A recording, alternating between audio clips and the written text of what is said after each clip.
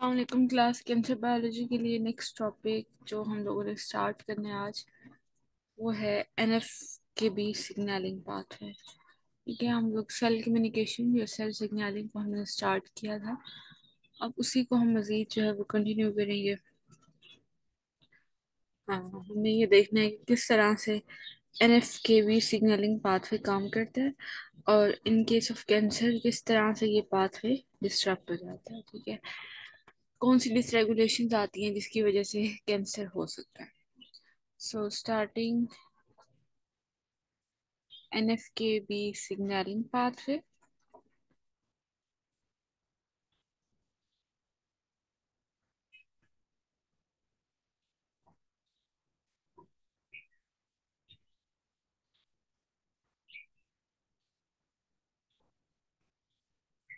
So basically अगर हम देखें NF-κB सिग्नलिंग पाथवे तो उसका एक बेसिक से इंट्रोडक्शन ले लें। NF-κB signaling, NF-κB stand for nuclear factor, K for kappa, kappa is a light chain। ठीक है, kappa light chain enhancer of activated B sales.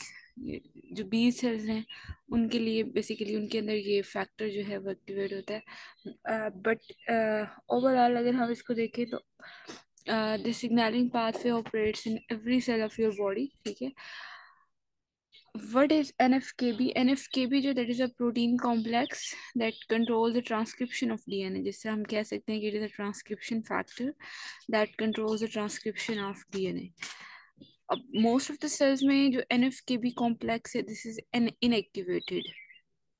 ठीक है, अ, तो उस केस में आपके पास इनएक्टिव जब है तो उसमें साइटोप्लाज्म में ये ट्रांसक्रिप्शन फैक्टर पड़ा हुआ है। ठीक है, ऐसे इनएक्टिवेशन की अगर हम बात करें तो what is the reason of its inactivation. Reason ये है कि जब तक सिग्नलिंग पाथवे स्टिमुलेट नहीं होगा तब तक वो जो ट्रांसक्रिप्शन फैक्टर है that is bounded with different inhibitor proteins. ठीक है, और वो इनहिबिटरी प्रोटीन्स जो हैं वो उसको ट्रांसक्रिप्शन नहीं करने देती। सो उन इनहिबिटरी जब एनएफ के भी सिग्नलिंग पाथवे ऑपरेट करता है तो उसमें उन इनहिबिटरी प्रोटीन्स को रिमूव कर दिया जाता है। ठीक है, वो इनहिबिटरी प्रोटीन्स आगे जाके डीग्रेड हो जाती हैं जिसके रिजल्ट में जो आपके पास NF-B कॉम्प्लेक्स है, ये जो ट्रांसक्रिप्शन फैक्टर है, वो न्यूक्लियस के अंदर एंटर होगा और वहाँ पे जाके वो डिफरेंट जो जीन्स हैं उनके एक्सप्रेशन को वो मॉड्यूलेट करेगा। ठीक है, अब ये जो आपके पास फैक्टर्स हैं ये जो NF-κB कॉम्प्लेक्स है ये दिस ट्रांसक्रिप्शन फैक्टर डिफरेंट, ये आपके पास डिफरेंट मेंबर्स हैं। ठीक है, कोई एक आध मेंबर नहीं है, there is a family of 5 members. ठीक है, तो ये जो आपके पास फैक्टर्स हैं these are involved in control of a large number of cellular organism processes. जैसे कि आपका when your body is under stress तो उस केस में आपका ये पाथवे एक्टिवेट होता है। ठीक है, इसके अलावा जब भी आपकी बॉडी में बैक्टीरियल या वायरल इन्फेक्शंस होते हैं तभी आपका पाथवे एक्टिवेट होता है।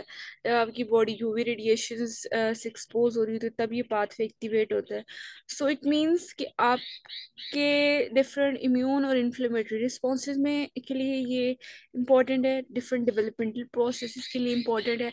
You must have studied this in your developmental biology somewhere. ठीक है, उसके अलावा सेलुलर ग्रोथ के लिए और एपोप्टोसिस में ये जो फैक्टर्स हैं ये इन्वॉल्व हैं। ठीक है, दीज बेसिकली ये आपके पास ये चार पांच मेजर प्रोसेस इन सेलुलर जिनके अंदर आपका जो NF-κB पाथवे है दैट इज इन्वॉल्व्ड। ठीक है, बिफोर स्टार्टिंग फर्दर मैं आप लोगों को सिग्नलिंग जितने भी पाथवेज होते हैं उनकी पांच पांच चीज़ें बताऊंगी जो कि आपने हर सिग्नलिंग पाथवे की याद रखनी है। पहली चीज जो आपने जो याद रखनी होती है वो रखनी होती है सिग्नलिंग मॉलिक्यूल। कोई भी पाथवे है उसके लिए सिग्नलिंग मॉलिक्यूल कौन से, उसके लिए लाइगेंड कौन सा है। ठीक है, द सेकंड वन इज उस पाथवे को रेगुलेट करने के लिए रिसेप्टर कौन सा है। जिस तरह आप लोगों ने स्टैट जैक सिग्नलिंग पाथवे पढ़ा है तो उसके अंदर आपने एक टायरोसिन काइनेज रिसेप्टर देखा है। ठीक है, तो that was a receptor, that is a single membrane receptor, transmembrane receptor था आपके पास। इसी तरह से आपने हर पाथवे के अंदर देखना है कि उनका रिसेप्टर कौन सा है। फिर आपने ये देखना है कि once the pathway is activated तो what are the cellular activators, ये फिर second messengers that are involved. ठीक है, जिस तरह स्टैट थ्री सिग्नलिंग पाथवे में जो स्टैट था वो सेकंड मैसेंजर के तौर पे या सेकंड मैसेंजर के तौर पे काम कर रहा था, ठीक है, मैसेज को आगे लेके जा रहा था। इसी तरह से डिफरेंट आपके पास जो है पाथवेज के अंदर डिफरेंट सेकंड मैसेंजर्स, ये सेलुलर एक्टिवेटर्स होते हैं जो कि इस पाथवे को आगे जाके एक्टिवेट करते हैं। फिर आपने ये देखना होता है कि कोई भी पाथवे है तो उसके अंदर जो ट्रांसक्रिप्शन फैक्टर्स हैं, sorry second messenger in case of आपके पास जो था stat, yes, stat, we have discussed that already. So next आपने देखें तो ट्रांसक्रिप्शन फैक्टर, ठीक है, कौन सा ट्रांसक्रिप्शन फैक्टर इन्वॉल्व है इस केस में? आपके पास ट्रांसक्रिप्शन फैक्टर जो स्टैट थ्री में स्टैट सिग्नलिंग में था, स्टैट थ्री इटसेल्फ जो ट्रांसक्रिप्शन फैक्टर के तौर पे काम कर रहा था, आगे जाके ट्रांसक्रिप्शन को मॉड्यूलेट कर रहा था। फिर what are the cellular effects which are produced in response to that pathway. जिस तरह इसके पाथवे की हमने सेलुलर इफेक्ट्स जो हैं वो देख लिए कि इम्यून इन्फ्लेमेटरी रिस्पॉन्सेज के लिए रिस्पॉन्सिबल है, डेवलपमेंटल प्रोसेस के लिए, सेलुलर ग्रोथ के लिए और एपोप्टोसिस के लिए। Basically there are five fingers to remember, आप कह सकते हैं, ठीक है। The first finger is signalling molecule, कौन सा है? Second finger is what is receptor. Third finger is what are cellular activators. Fourth finger is what are transcription factors in any pathway you are studying. The fifth finger is what are cellular effects that are produced as a result of that signaling pathway, ठीक है। So one by one we will discuss that every finger, ठीक है, हर चीज को discuss करेंगे कि जी molecule कौन सा है, रिसेप्टर कौन सा है। सो एक जनरल सा इंट्रोडक्शन अगर इसको कैंसर से हम रिलेट करें, जब भी ये पाथवे ओवर एक्टिवेटेड होता है तो उस केस पे आपके पास कैंसर जो है उसके अगेंस्ट जो कैंसर थेरेपी या कैंसर ड्रग्स हैं उनके अगेंस्ट रेजिस्टेंस आ जाती है।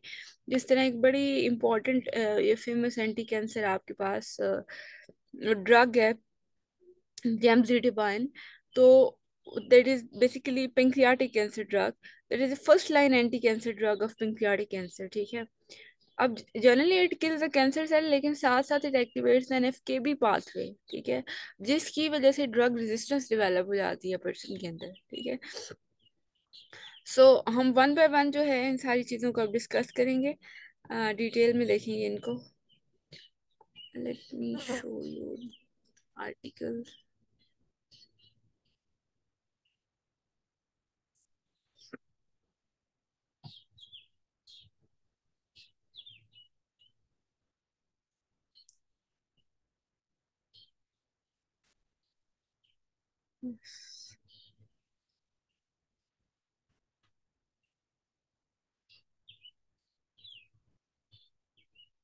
सो आपके पास जो न्यूक्लियर फैक्टर कापा भी है, it is a family of five master transcription factors. मैंने आपको बताया था कि ये जो N F K B transcription factor है, that is not an single transcription factor, that is a family of five members, ठीक है। अब पांच मेंबर्स आ जाते हैं। पहला मेंबर आप इसमें देख रहे हैं, दैट इज NF-kB1, ठीक है, या फिर आप इसको बोल देते हैं 1 of 5, NF-kB1 और 1 of 5। इसको एक और ये जो P1 of 5 है, इसको डिस्प्ले करने का एक और तरीका होता है, P1 of 5/50। मैं आगे जाके बताती हूँ इसको ऐसे क्यों लिखते हैं। इसी तरह से सेकंड इसका जो मेंबर है, that is NF-kB2, that is P100/52। Third member is REL-A, या फिर आप उसको P65 भी बोलते हैं, ठीक है। Fourth member is REL-B and the fifth member is CREL। ये पांच मेंबर्स हैं, ठीक है, विच कैन फॉर्म वेरियस हेट्रोडाइमर्स और होमोडाइमर्स, ठीक है। और वो हेट्रोडाइमर या होमोडाइमर जो है वो जाके डीएनए सीक्वेंस, जो डिफरेंट रिस्पॉन्सिव जीन्स हैं उनके डीएनए सीक्वेंस पे जाके अटैच होगा और रिस्पॉन्स शो करेगा, ठीक है।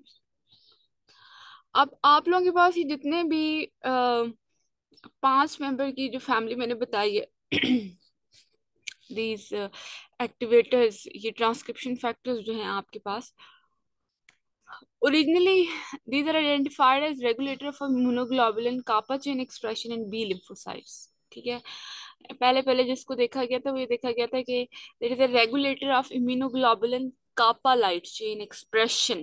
ठीक है, जो बी लिम्फोसाइट्स के अंदर जो कापा लाइट चेन एक्सप्रेस होना होता है उसकी रेगुलेशन में ये हेल्प आउट कर रहा होता है। लेकिन फिर इसका जो रोल है इसको मजीद एक्सप्लोर किया गया और फिर मैंने आपको बताया, स्लाइड्स के अंदर भी बताया कि इन्फ्लेमेशन के अंदर इसका रोल देखा गया। ठीक है, इन्फ्लेमेशन के अलावा जी इसका रोल देखा गया है in different immune responses, immunity, and almost all aspects of different cellular activities. ठीक है, so the first thing we have to see कि basically किस तरह से फर्स्ट फिंगर को पहले डिस्कस कर लेते हैं।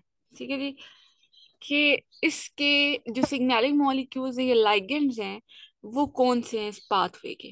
सो इस पाथवे के जो लाइगेंड्स हैं आपके पास, these includes cytokines that may be tumor necrosis factor alpha or interleukin 1 beta। ठीक है, ग्रोथ फैक्टर्स, ठीक है, ये भी हो सकते हैं जिस तरह EGF एपिडर्मल ग्रोथ फैक्टर, या फिर कोई ना कोई बैक्टीरियल या वायरल प्रोडक्ट्स हो सकते हैं, उनका जो लिपोपॉलीसेकेराइड कोट है वो हो सकता है, उनका डबल स्ट्रैंडेड RNA जो है वो एज अ लाइगेंड या as a signalling molecule act कर सकता है।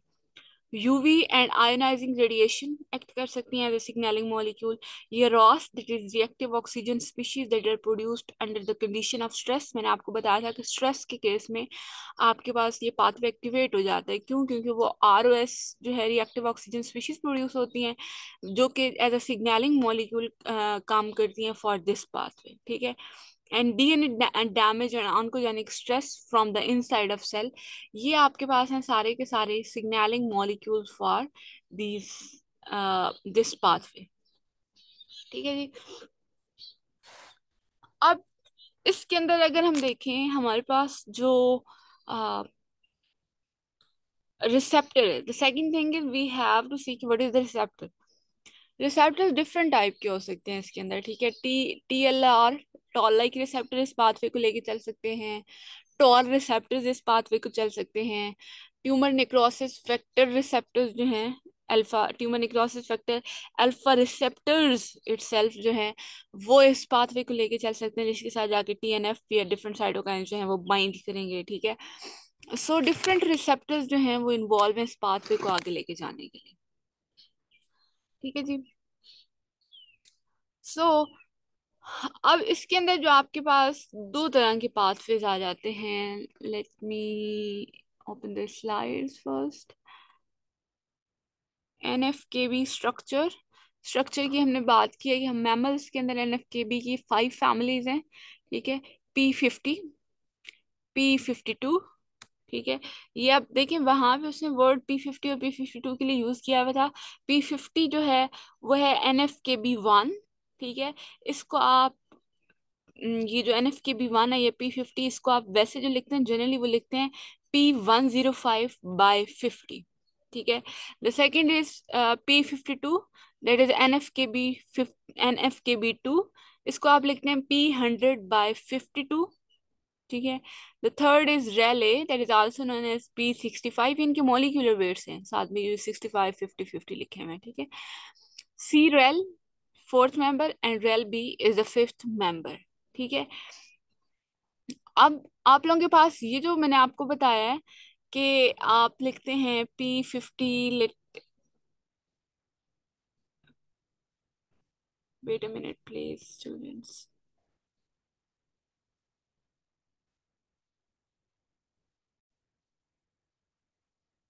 Yes, I was telling you about P52 और P50 के बारे में बता रही थी। ठीक है, NFKB1 and NFKB2।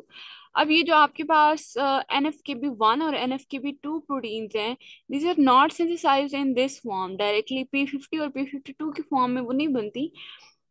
Initially these are synthesized in the form of जो NFKB1 है, this is synthesized in the form of P105, मतलब उसको molecular weight 105 होता है।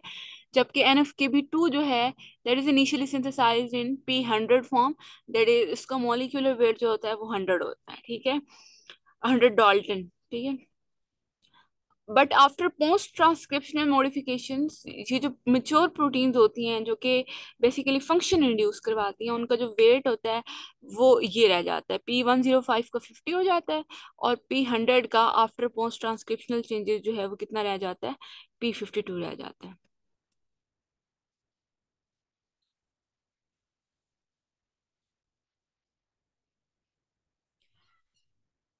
सो जो NF के भी आपके पास ट्रांसक्रिप्शन फैक्टर्स हैं, इनको दो क्लासेस में टोटल जो है वो डिवाइड किया गया है।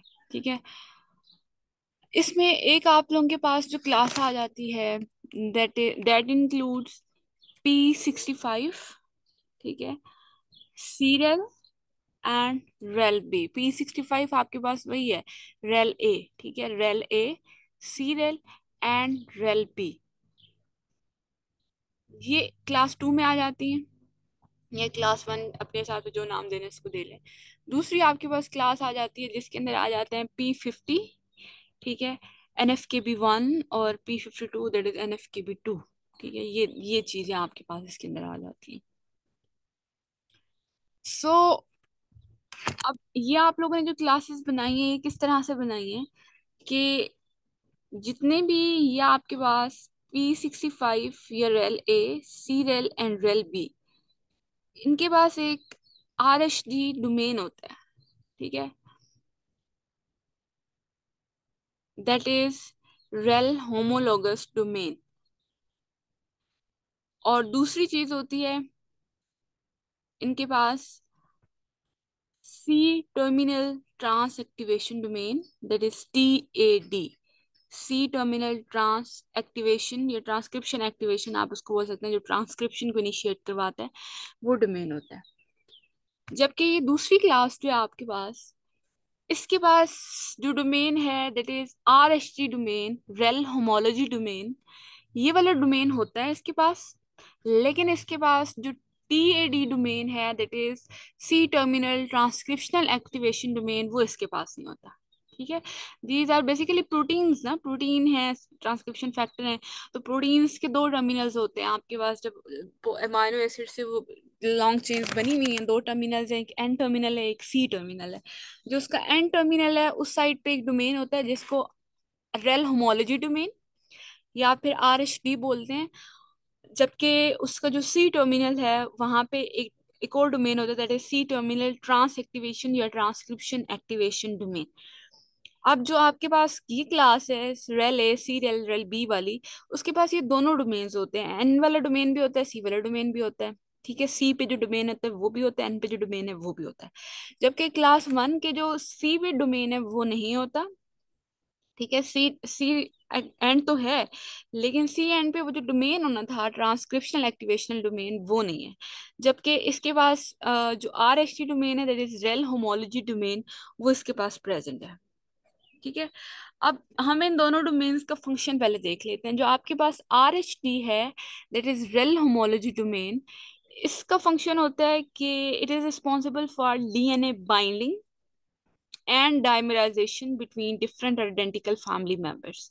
ठीक है, कि एक तो ये डायमराइजेशन, क्योंकि ये डायमराइजेशन के बगैर काम ही नहीं कर सकती, डायमराइजेशन के बगैर ये पाथवे चलेगा ही नहीं। जब तक ये ट्रांसक्रिप्शनल फैक्टर्स जो हैं वो डायमर नहीं बनाएंगे, ये न्यूक्लियस में एंटर नहीं हो सकते।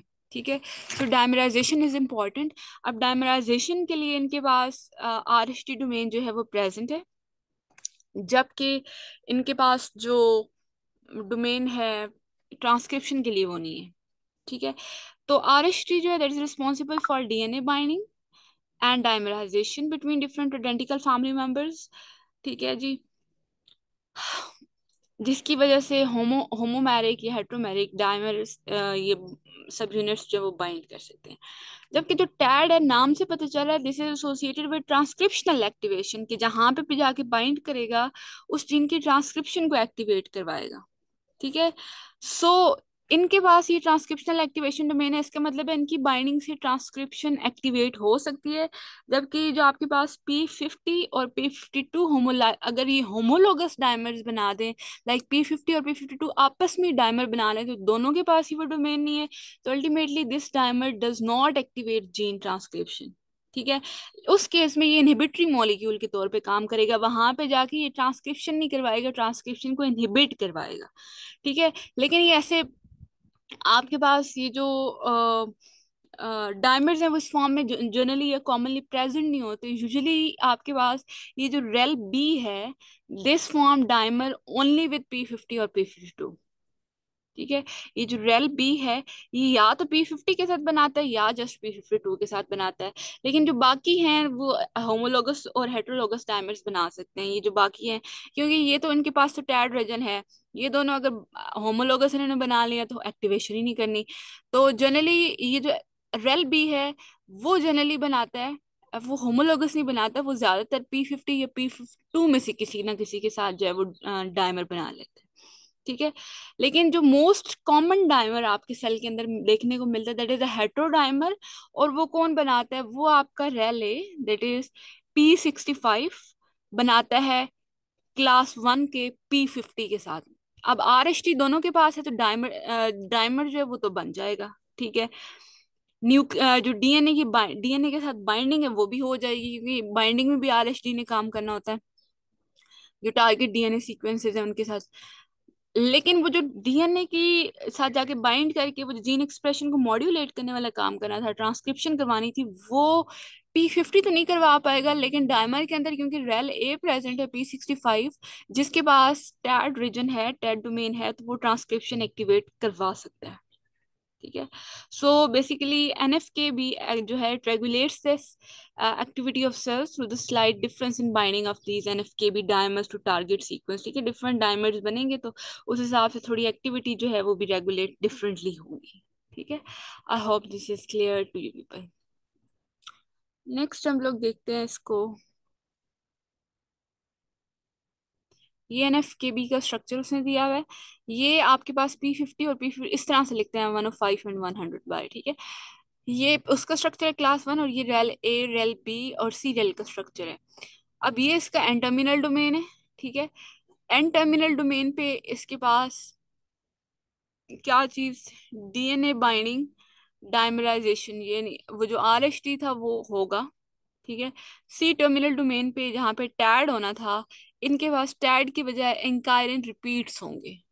ठीक है, जबकि क्लास 2 में RHT भी है और टैड रीजन भी है सी टर्मिनल पे। ठीक है, अब नेक्स्ट हम लोगों ने देखनी है सिग्नलिंग पाथवेज, कि किस तरह से सिग्नलिंग होती है। अब जनरली जब भी हम लोग सिग्नलिंग पाथवे की बात करेंगे तो दो मेजर आपके पास पाथवेज आपको देखने में इसको मिलेंगे। द वन इज कैनोनिकल, या फिर आप उसको क्लासिकल पाथवे बोलते हैं, and the other one is non canonical pathway. ठीक है, अब सबसे पहला प्रोसेस होगा कि लाइगेंड जो है वो सेल सरफेस रिसेप्टर के साथ आके बाइंड करेगा। ठीक है, binding of ligand to the cell surface receptor, जिसकी वजह से क्या होगा, that leads to the recruitment of adaptors to the cytoplasmic domain of the receptor. Different जो अडाप्टर्स हैं वो रिक्रिएट हो जाएंगे इसका जो साइटोप्लाज्मिक डोमेन है उस साइट पे। अब इन रिटर्न ये जो अडाप्टर्स हैं, ये जो साइटोप्लाज्मिक डोमेन पे रिक्रूट हुई हैं, ये क्या करते हैं, ये केबी काइनेज, आई केबी काइनेज कॉम्प्लेक्स जो है उसको रिक्रिएट करते हैं या एक्टिवेट करते हैं।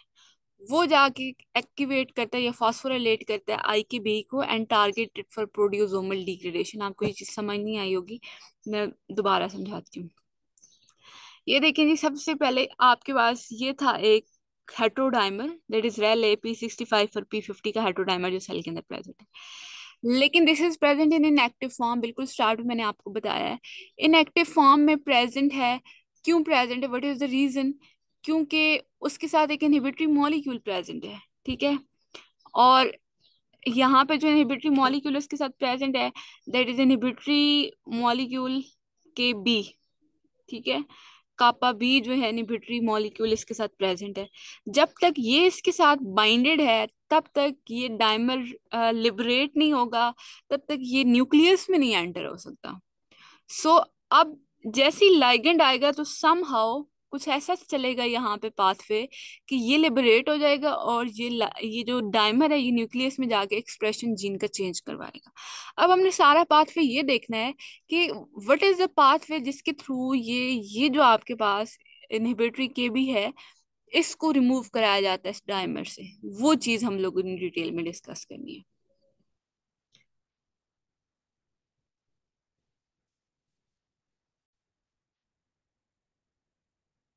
सो we were discussing inhibitory molecule जो कि इस डाइमर के साथ अटैच है। और हमने ये कहा था कि जब तक ये आई की बी अल्फा आई की बीज होते हैं वैसे सारे ना, तो ये वेरी कर सकते हैं, ये वेरी कर सकते हैं ये जिस तरह से आप लोगों के पास इनहिबिटरी फैक्टर जो है दैट में बी आई की बी अल्फा, आई की बी बीटा, ठीक है, इट में वेरी। अब उसमें भी आपके पास याद आता है कि जो आई की बी अल्फा है ये स्पेसिफिकली जो आपके पास P50 और रेल ए है ना, ये P50 और rail A, not not CRL, ठीक है, सीरियल। P50 और P65 को जो इनहिबिट करने वाला होता है ना वो होता है आई की बी अल्फा, और सीरियल को भी ये कर सकते हैं आई की बी अल्फा, ठीक है। फिर इसी तरह आई की भी बीटा होता है, वो आई की भी बीटा अगर रेल ए और सी रेल हम हेट्रोडाइमर बना लेना ये दोनों, यहाँ पे तो उसने कहा हुआ है ना कि मतलब ये जो है ये इस इन डाइमर्स को कंट्रोल कर सकता है, इनहिबिट कर सकता है। लेकिन अगर ये दोनों आपस में हेट्रोडाइमर बना लें तो उसको जो आई की भी बीटा है वो इनहिबिट करके रखता होता है, ठीक है। इसी तरह आई की भी एल एप्सिलॉन होता है जो कि rail A C rail dimers जो हैं उनको इनहिबिट करके रखता होता है। सो डिफरेंट एक्सटर्नल स्टिमुलाई जो हैं वो डिफरेंशियल एक्टिवेशन करवाते हैं NF-κB की थ्रू डिफरेंट आईकीबीज, ठीक है। लाइक हो सकता है कि यहाँ पे कोई और हेट्रोडाइमर भी प्रेजेंट हो, ठीक है, और वो हेट्रोडाइमर की एक्टिवेशन जो है उस वो डिपेंड कर रही होती है कि स्टिमुलाई किस तरह का आया और उसने किस तरह का जो इनहिबिटरी मॉलिक्यूल है उसको आके एक्टिवेट करवाया, उसको डिग्रेड करवाया।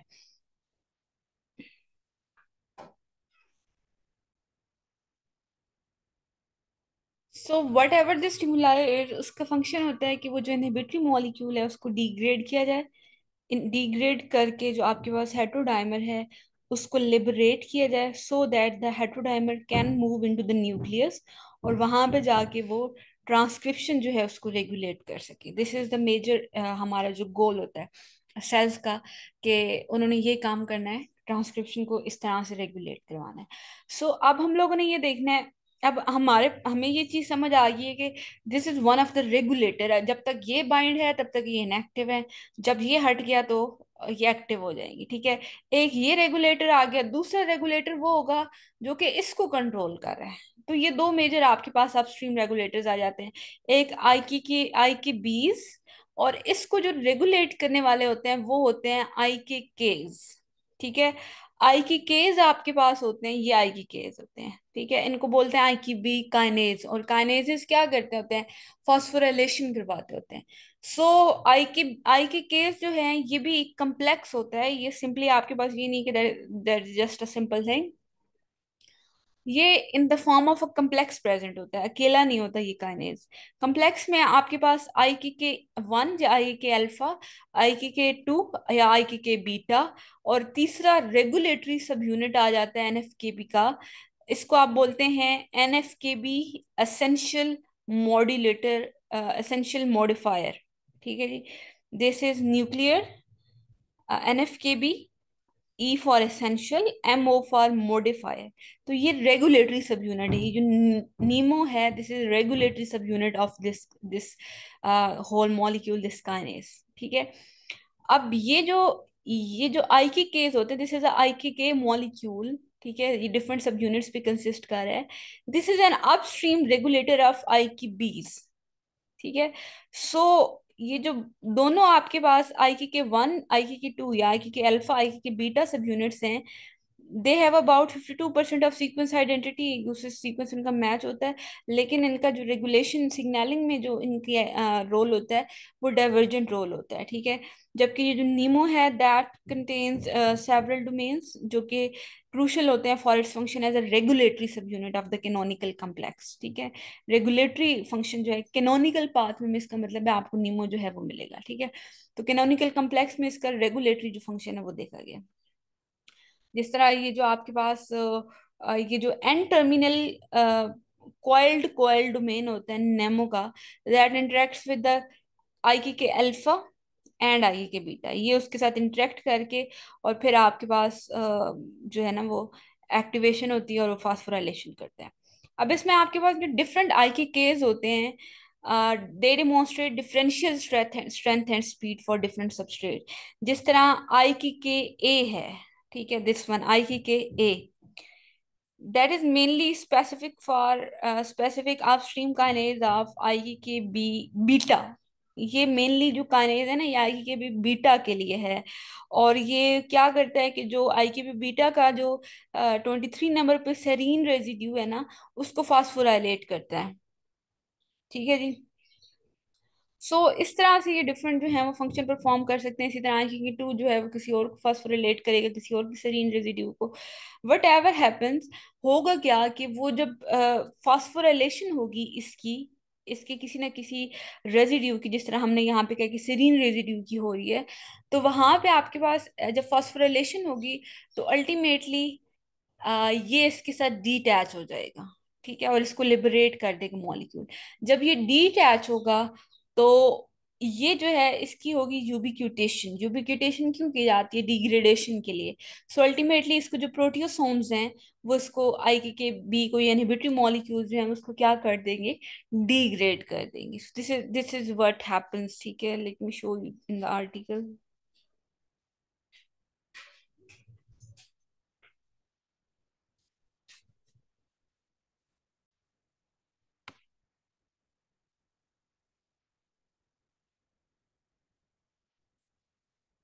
ये चीज जो है आप लोगों ने देखी है उसके अंदर कैनोनिकल पाथवे के अंदर।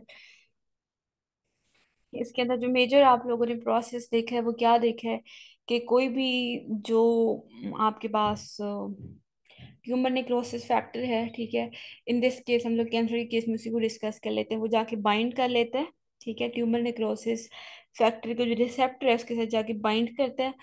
और अल्टीमेटली होगा क्या कि एक्टिवेशन ऑफ अ कॉम्प्लेक्स, ठीक है।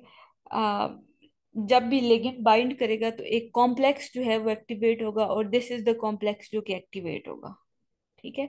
दैट इज आई की के जो काइनेजेस है ना वो वाला कॉम्प्लेक्स जो एक्टिवेट हो जाएगा। अब when the complex is activated once, तो उसके बाद आपके पास क्या होता है? अब वो डायमर ऑलरेडी जो है वो साइटोसोल में प्रेजेंट है, लेकिन उसके साथ इनहिबिटरी मॉलिक्यूल अटैच है, जब वो रिमूव होगा तो तब वो न्यूक्लियस में जाएगा। वो जो कॉम्प्लेक्स है that will induce phosphorylation of I K B, ठीक है। ये जो आई के बी है इसकी वो फास्फोराइलेशन करेगा जिसके रिजल्ट में वो रिमूव होगा। वो जो आई के बी है that is recognized as proteasomal degradation, ठीक है, थिंग, और उसको डिग्रेड कर दिया जाएगा और डायमर जो है वो रिमूव हो जाएगा। अब उसके बाद डायमर जो है it will go into the nucleus और वहां पे वो इंड्यूस करवा देगा ट्रांसक्रिप्शन को, ठीक है जी। This this is the major thing जो कि आपके पास होती है। अब इसमें आपके पास जो नेमो है, नेमो के बारे में मैंने आपको बताया कि it can not perform like, इसका जो रेगुलेटरी फंक्शन होता है, ठीक है, ये बाकियों के साथ बाइंड नहीं करता, उनका फंक्शन परफॉर्म नहीं करता, लाइक रेगुलेटरी इसका जो है वो फंक्शन होता है, ठीक है।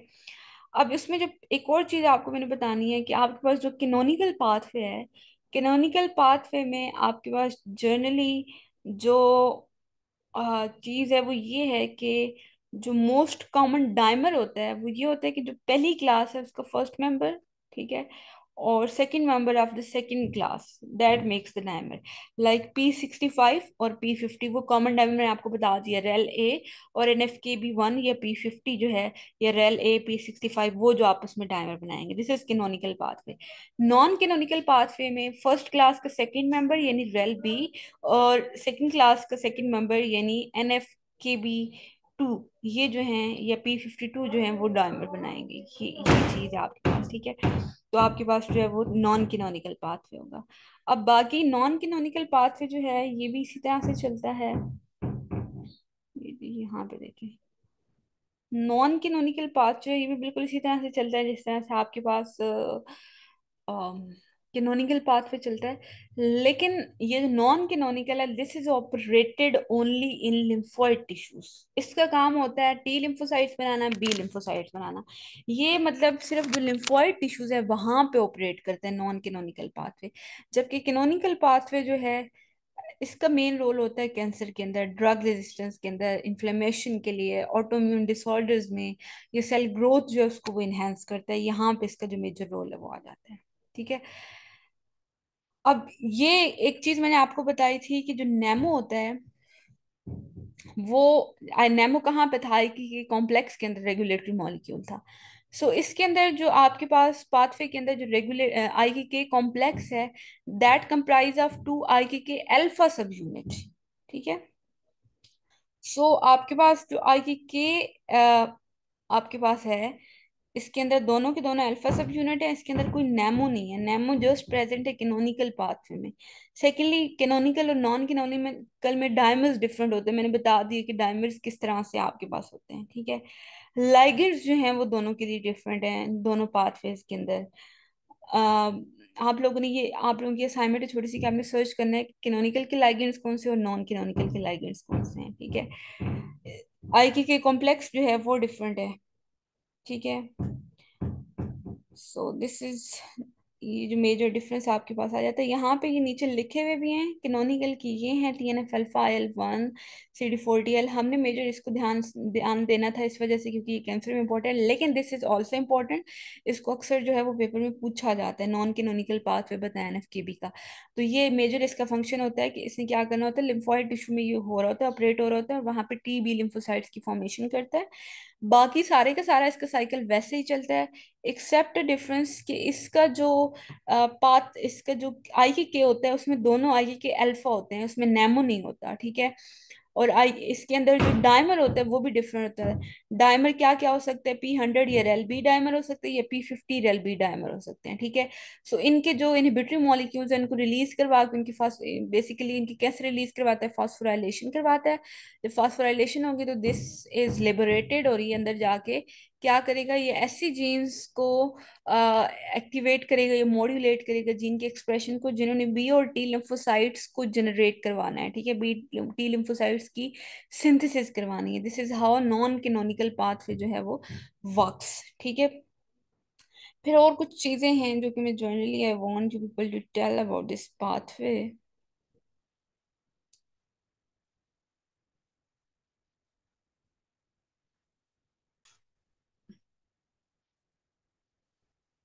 तो अब हम लोगों ने देखना है कि उसका जो रोल है इस पाथवे का वो कैंसर के अंदर क्या है। सो मैंने आपको बताया था कि अगर ये जो वेल कोरियोग्राफ्ड पाथवे है इसके अंदर अगर डिसरेगुलेशन कोई भी आ जाती है तो that leads to many problem, ठीक है, इंक्लूडिंग कैंसर। सो होता क्या है कि कैंसर की डेवलपमेंट की अगर हम बात करें तो अगर इस NKB प्रोटीन फैमिली ये जो है, ठीक है, NKB प्रोटीन फैमिली 5 मेंबर्स की जो फैमिली है उसके अंदर म्यूटेशंस आ सकती हैं, ठीक है, दैट में लीड टू द कैंसर, ठीक है। जनरली इसकी वजह से जो अगर इस फैमिली के अंदर म्यूटेशन आ जाए तो उसकी वजह से जो कैंसर होते हैं वो हेमेटोपोइटिक रीजन के जो कैंसर होते हैं वो होते हैं, ठीक है। जिस तरह आपके पास जो सीरेल है, ठीक है, that can induce lymphoid malignancies, ठीक है। लिम्फोइड जो malignancies होती हैं, लिम्फ लिम्फोमास, ये वाले जो कैंसर होते हैं उनके अंदर इसका सीरेल का बड़ा रोल होता है। या मतलब अब होता क्या है कि आपके पास डिफरेंट, इसके अलावा जो बी सेल लिम्फोमास होते हैं, हॉजकिन बी सेल लिम्फोमास होते हैं, उनके अंदर क्या होता है कि जो सीरेल होता है ना, ट्रांसक्रिप्शन फैक्टर, उसकी एम्प्लीफिकेशन हो जाती है या उसकी रीअरेंजमेंट हो जाती है, इसका मतलब म्यूटेशन आ रही है, ठीक है। या फिर आपके पास जो जो NF-kB2 या P100 है, इसके इसके क्या होती है जनरली, ये इसको P52 जो है कॉमनली कहते हैं, ये that is frequently activated through chromosomal translocation, ठीक है। जो लिम्फोमास होते हैं उनके अंदर क्रोमोसोमल ट्रांसलोकेशन के रिजल्ट में ये एक्टिवेट हुआ हुआ देखा गया। ठीक है। सो ये हो सकता है। सो इसकी जो सॉलिड ट्यूमर्स के अंदर डायरेक्ट एक्टिवेशन म्यूटेशंस की वजह से जो होता है वो बहुत कम चीजें देखी गई हैं। एक और जो इम्पोर्टेंट चीज इसके अंदर देखी गई है कि आपके पास इन्फ्लेमेशन जो है, क्योंकि ये इन्फ्लेमेटरी पाथवे है, ठीक है। तो आपके पास क्या है कि जो प्रोलॉन्ग क्रोनिक इन्फ्लेमेशन होती हैं, they may also lead to the tissue damage, autoimmune diseases, degenerative diseases and cancers. कैसे? बाय एनहेंसिंग सेलुलर स्ट्रेस, या फिर recreating inflammatory factors, DNA damage को एक्यूमुलेट करते हैं, जिसके रिजल्ट में कैंसर हो सकता है, ठीक है। इसके अलावा आपके पास ये जो क्रोनिक इन्फ्लेमेशन हो जाती है वो क्या करती है, वो प्रमोट करती है ट्यूमरोजेनेसिस, ट्यूमर की फॉर्मेशन। कैसे? बाय अल्टरिंग जेनेटिक सीक्वेंसेस, ठीक है। ये माइक्रो इन्वायरमेंट जो है उसका उसको चेंज करके। So basically avoiding immune destruction and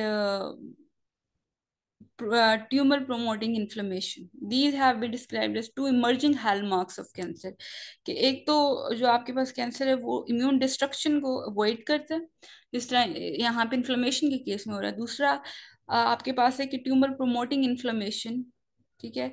ऐसी इन्फ्लेमेशन जिसके रिजल्ट में ट्यूमर प्रोमोट हो, क्योंकि इन्फ्लेमेशन क्या कर रही है, उसको इन्वायरमेंट प्रोवाइड कर रही है, वो डिफरेंट जो म्यूटेशंस हैं, डीएनए डैमेजेस, उनको एक्यूमुलेट कर रही है, डिफरेंट इन्फ्लेमेटरी फैक्टर्स हैं वो रिलीज हो रहे हैं, ठीक है। अब उस इन्फ्लेमेटरी फैक्टर में एक और चीज़ ये भी होती है कि जब वो रिलीज होते हैं, ये ट्रैप वगैरह, तो आपके पास होता क्या है कि let me tell you this pathway as well, this is important, तो मैं आपको थोड़ा सा ये भी डिटेल में बता देती हूँ। आपके पास होता क्या है कि दिस इज टीएनएफआर या ट्यूमर नेक्रोसिस फैक्टर रिसेप्टर, ठीक है। अब इस रिसेप्टर की जो अंदर वाली साइड होती है, अभी तो ये एक्टिवेटेड पाथवे दिखाया गया है, जो इनएक्टिवेटेड, अभी तक जब ये रिसेप्टर इनएक्टिवेटेड होता है तो इसके अंदर वाली साइड पे यहाँ पे जो डोमेन है उसको बोलते हैं दैट इज डेथ डोमेन, ठीक है। उस डेथ डोमेन के साथ एक और डोमेन आके अटैच हुआ होता है, उसको बोलते हैं SODD, और साइलेंसर ऑफ डेथ डोमेन, ठीक है जी। अब ये जो साइलेंसर है ये क्या करता है, ये जो डेथ डोमेन है ना उसको इनएक्टिवेट करके रखता है। वो अभी तक कोई वो एपोप्टोसिस वाला काम नहीं करवा सकता। डेथ डोमेन का मेन काम तो ऐसे फैक्टर रिक्रिएट करता है जो आगे जाके प्रोसेस करवाएंगे। सो साइलेंसर जो है वो उसको एक्टिव इनएक्टिव स्टेट में रखता है, ठीक है। ये अभी तक की बात है जब वो अभी तक कोई सिग्नलिंग मॉलिक्यूल नहीं आया, अभी तक इनएक्टिव है सेल। सो जब भी TNF अल्फा आएगा, ठीक है, that is a signalling molecule, जब वो इसके साथ बाइंड करेगा, सो कन्फर्मेशनल चेंज आता है इसके अंदर, ठीक है जी। अब वो कन्फर्मेशनल चेंज में सबसे पहले तो वो जो साइलेंसर था वो रिलीज हो जाएगा, ठीक है। और उसकी जगह आके ट्रैड प्रोटीन जो है वो बाइंड करेगी। ट्रैड आपके पास है tumour necrosis factor receptor type 1 associated death domain protein, ठीक है। I am repeating it, tumour necrosis factor receptor type 1 associated death domain protein, that is trade, TRADD, ठीक है जी। अब जैसे ही ये जाके बाइंड करता है ना, तो ये एक और प्रोटीन को रिक्रिएट करता है, दैट इज जो यहाँ पे आपको नजर आ रही है, क्योंकि डिटेल में वो सारा कॉम्प्लेक्स नहीं दिखाया गया। तो वो जो प्रोटीन को रिक्रिएट करता है ट्रैड, वो प्रोटीन है आपके पास ट्रैफ। ट्रैफ है tumour necrosis factor receptor associated factor 2। जब आके ये अटैच हो जाता है ना, तो अब एपोप्टोसिस नहीं परफॉर्म हो सकती सेल के अंदर, ठीक है। एपोप्टोसिस स्किप हो जाएगी अगर ट्रैफ ट्रैफ आके अटैच हो गया है, तो आपके पास जो एपोप्टोसिस है वो स्किप हो जाएगी, और हम अब मूव कर गए टूवर्ड NF-kB पाथवे की तरफ चले गए हैं, ठीक है।